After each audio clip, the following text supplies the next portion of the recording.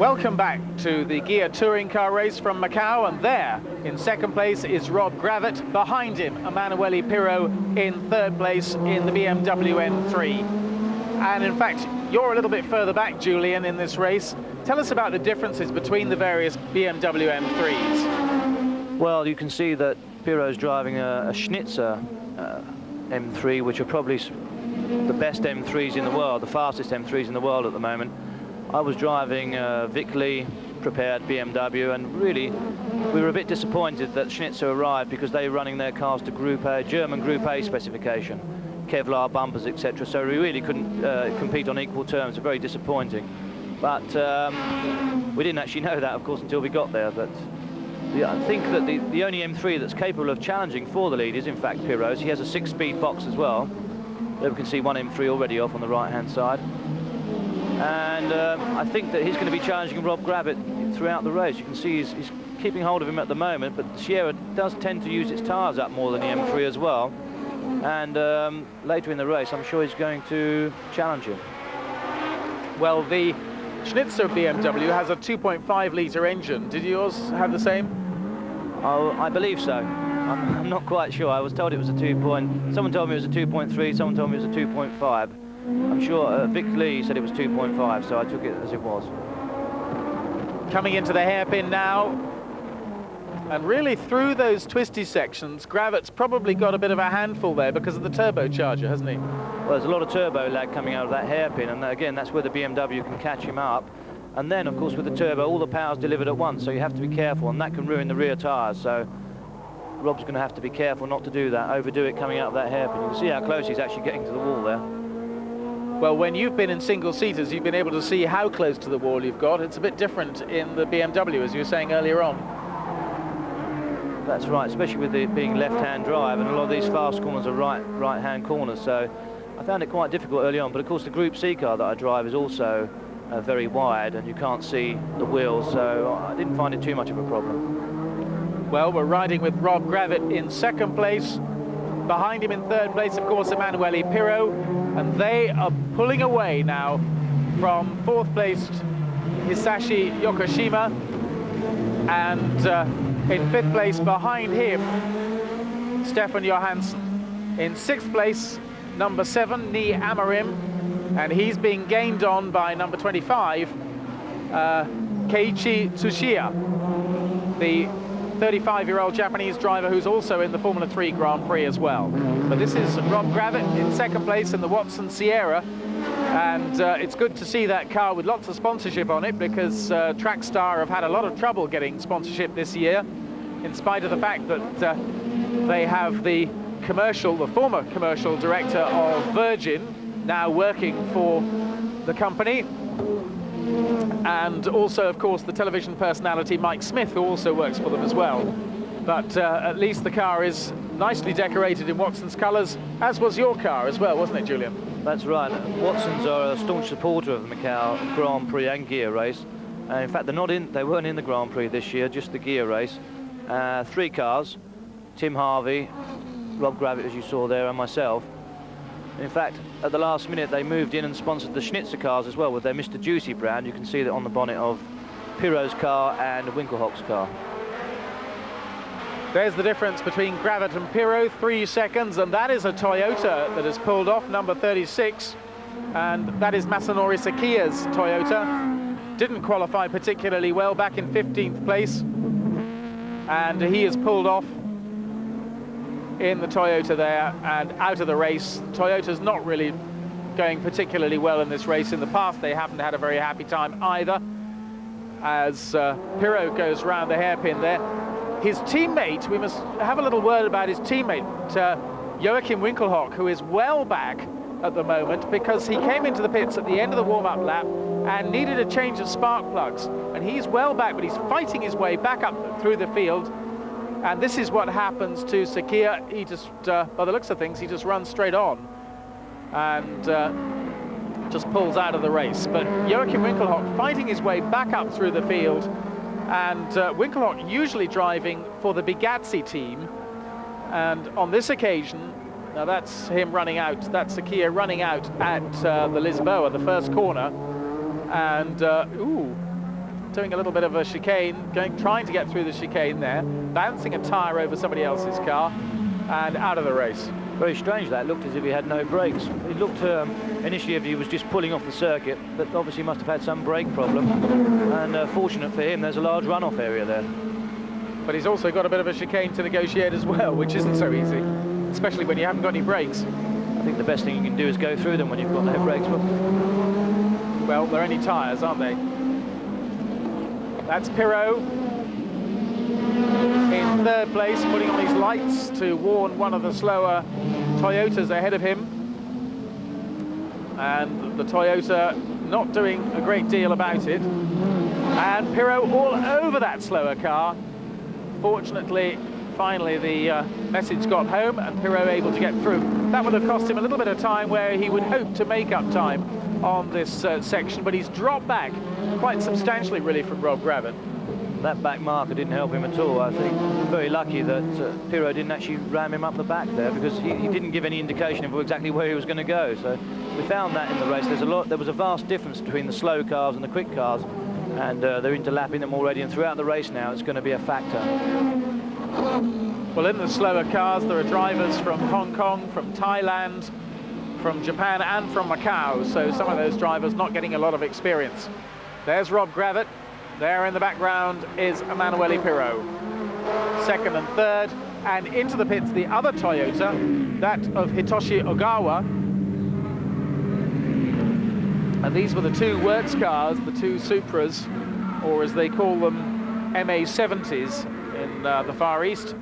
And that one seems to be out as well. So simultaneous retirements from the Toyotas. Back with Rob Gravett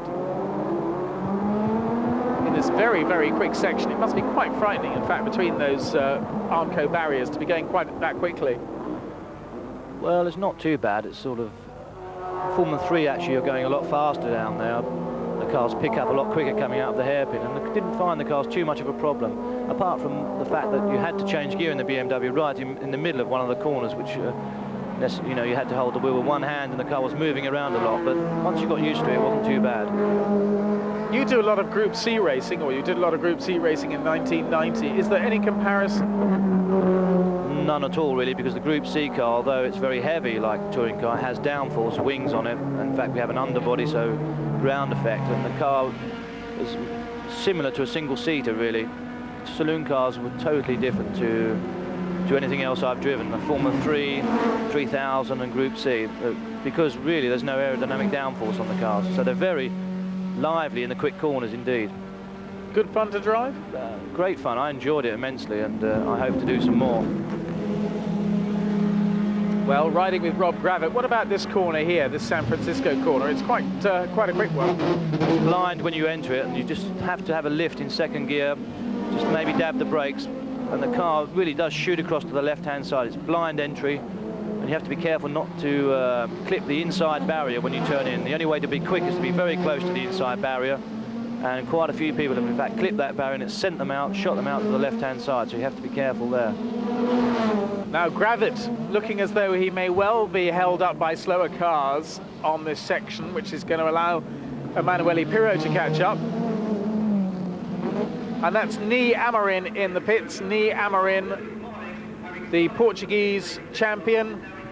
That car built with various bits. The chassis and the engine come from England, and the suspension comes from Switzerland.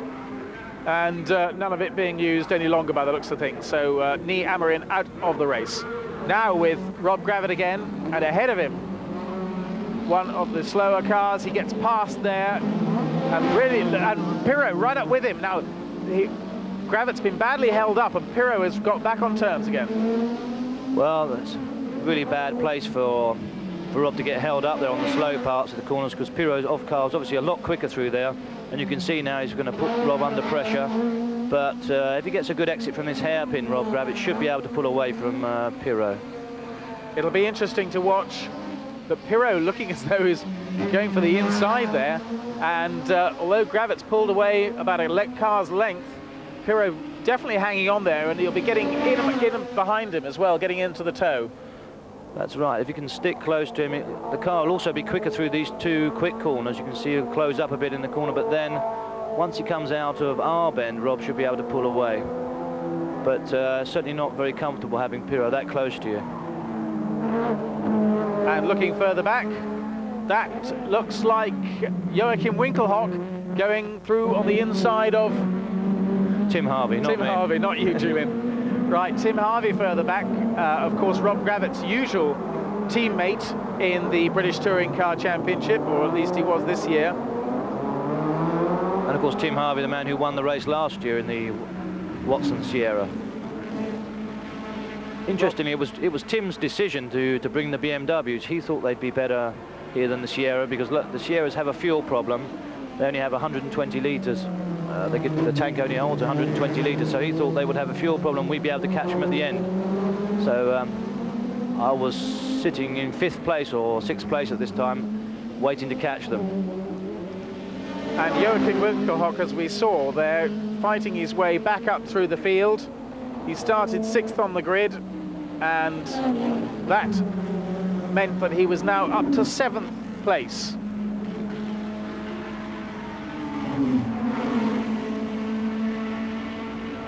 And here he comes, Winkelhock, just ahead of Tim there, Tim Harvey from Burford in Oxfordshire. A man who is twice British sports car champion and has been driving saloons since 1984.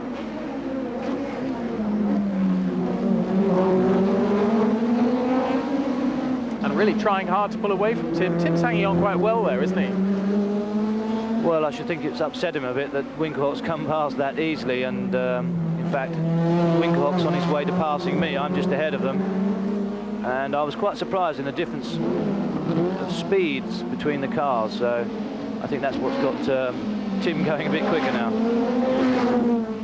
Well, we saw in fact that Winkelhock was up to 9th place, not up to 7th place, as I said. Now we're with Rob Gravitt again into this hairpin, and if we could only look in his mirrors, we'd probably see Emanuele Pirro right up behind him. Pirro, who has come to Macau many times in Formula 3, and with 23 Grand Prix behind him, comes back in the Schnitzer BMW that has been racing, in fact, in the Italian Touring Car Championship, going really wide there, using all the road. The Schnitzer cars, in fact, Works BMWs, or they're called Works BMWs, and they are actually built just over the Austrian border, just by Salzburg, by the Schnitzer brothers. And one of the Schnitzer brothers is in fact Charlie Lamb, although he's a half-brother of the Schnitzer brothers, and Charlie Lamb runs the Touring Car Championship team for Schnitzer here in Macau, a regular visitor to Macau, and somebody with a lot of experience of this circuit. Pirro, the teammate of Roberto Ravaglia, who won the Italian Group A Championship.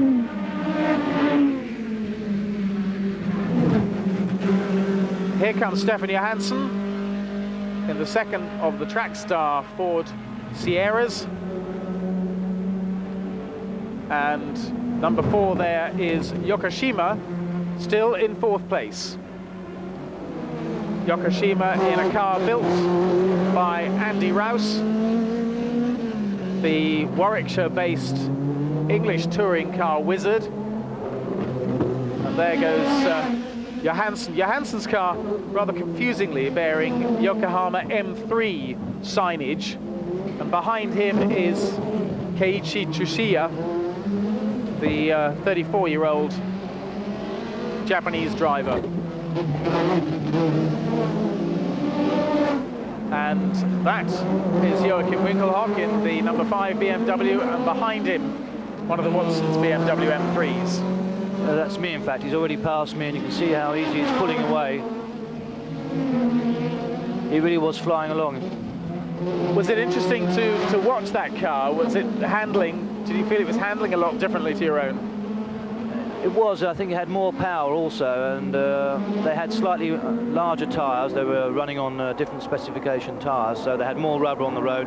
Really, we couldn't compete with them at all, which was really disappointing, because all you do is look down the list and you see that they're in BMWs, I'm in a BMW, but believe me, there's a vast difference in these cars. It's the same, in fact, with the Sierras. Rob Gravitt's Sierra is probably one of the best Sierras in the world at the moment. Well, Winkelhock went up into 7th place. Meanwhile, his teammate very much pressuring Gravitt there, and Gravitt seemingly looking as though he's heading for the wall until he turned the wheel a bit more. Well, he's probably suffering from some tyre wear now at this stage. You can see the car's starting to oversteer. That's what happens with the Sierras. They're very heavy, obviously turbocharged, which really do give the rear tyres a hard time. And at this stage, we have to say that Masahiro Hasemi is some 17 or 18 seconds ahead of Rob Gravitt. Now, tell us about this corner. This one always seems to be so fast for touring cars, something like 150, 160 miles an hour. We'll come back to you in just a moment. Meanwhile, join us after the break.